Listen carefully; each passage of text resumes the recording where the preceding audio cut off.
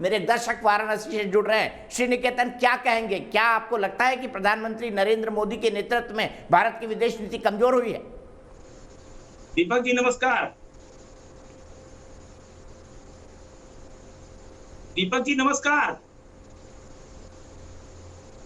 Hello. नमस्कार, बोलिए श्री निकेतन जी। श्री निकेतन जी, मैंने पूछा कि मोदी जी के नेतृत्व में क्या विदेश नीति मजबूत हुई है या कमजोर, बताइए। नहीं, बहुत मजबूत हुई है विदेश नीति। और माननीय प्रधानमंत्री जी के नेतृत्व में आज जिस तरह से यूएनएससी में अपने देश ने अध्यक्षता की है,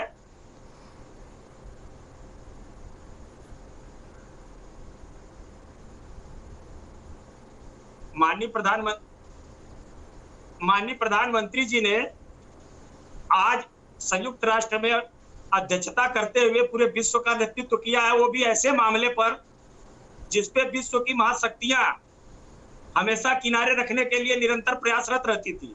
समुद्री रास्ते को, जो एक विवाद का बहुत बड़ा विषय था दीपक जी, सब लोग जानते हैं, पूरी दुनिया जानती है कि समुद्री रास्तों पे महाशक्तियों का वर्चस्व रहता था। लेकिन आज प्रधानमंत्री जी ने जिस तरीके से 5 सिद्धांतों के द्वारा विश्व को एक मार्ग दिखाया है, उसकी जितनी सराहना की जाए कम ही होगी, क्योंकि हम सनातनी लोग हैं, सनातनी संस्कृति है, बसते कुटुंबकम को मानने वाले हैं। ठीक है, बहुत बहुत शुक्रिया मिश्रा जी, आपके लिए मेरे पास वक्त इतना ही था। सीधे चलता हूं सुशांत सरीन जी के पास। सुशांत सरीन जी, आपने दोनों तरफ के तर्क सुने। मैं आपसे कोई राजनीतिक सवाल नहीं करूंगा, लेकिन प्रधानमंत्री नरेंद्र मोदी की 7 साल की इस विदेश नीति को आकलन आप किस तरीके से करते हैं?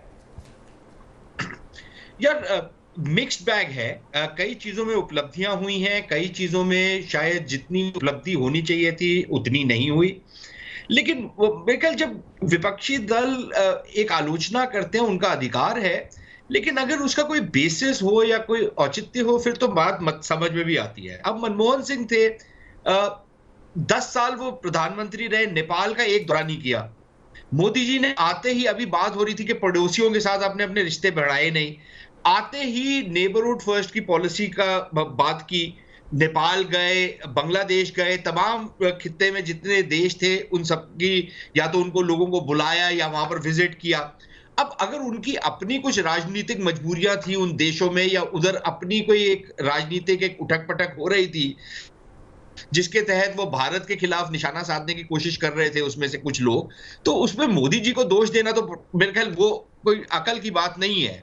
नेपाल की अगर आप बात करें तो राजीव गांधी प्रधानमंत्री थे जब पहली बारी आपने नेपाल की बॉर्डर को सील किया था, तो राजीव गांधी की विफलता थी। राजीव गांधी ने जो कुछ किया ये सोच के किया कि भारत के इंटरेस्ट उसमें है, और उस समय भी नेपाल जो था चाइना के साथ फ्लर्ट कर रहा था।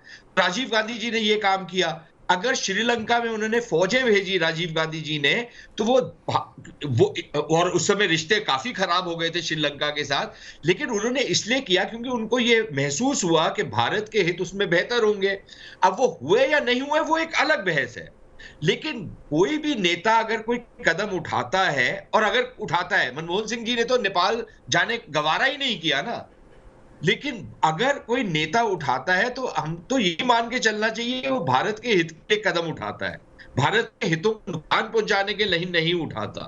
जहां तक बात रही कि भाई जो समुद्र में, अब जैसे विवेक जी कह रहे थे कि भाई पहले आप अपना घर तो ठीक करें, बिल्कुल बात ठीक है, अपना घर ठीक करें, लेकिन अपना घर ठीक करते करते बाकी जो हमारा पड़ोस है उसको इतना भी ना निग्लेक्ट करें। अपना घर तो ठीक हो जाए, लेकिन जिस खित्ते में आप रहते हैं वहां पर ऐसा बिगाड़ आए कि आप कहीं के ना रहे, तो आपको दोनों चीजें साथ साथ लेकर चलनी पड़ती हैं। और फाइनली गुटनिरपेक्षता के हमारे को बयान तो बड़े हमने सुने हैं, लेकिन जब 62 का जंग हुआ विवेक जी के बड़े मित्र देश जो है चीन, उनके साथ, तो फिर गुटनिरपेक्षता उससे कहा गई जब नेहरू जी भागे भागे अमेरिका बहादुर के पास गए थे कि भाई हमारे को असला दें, हमारी मदद करें, आके हमारे को कुछ हमारा समर्थन करें। उस समय गुटनिरपेक्षता कहां गई थी?